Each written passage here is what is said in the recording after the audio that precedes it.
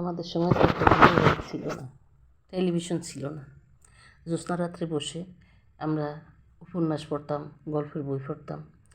মুরব্বীরা আইসা বইসা, আমাদের চাচিরা, ফুফুরা, মা শাশুড়িরা আমাদের সাথে গল্প করতো জ্যোৎস্না রাত্রে, এবং আমরা কোন বইতে কী গল্প পড়ছি সেই গল্প শেয়ার করতাম। সেটাও আমাদের কত সুন্দর মনোরম একটা পরিবেশ হতো। জ্যোৎস্না রাত্রে সবাই মিলে আড্ডা দিতাম এবং এই গল্প শেয়ার করতাম। সবাই অবাক হয়ে শুনতো বসে বসে।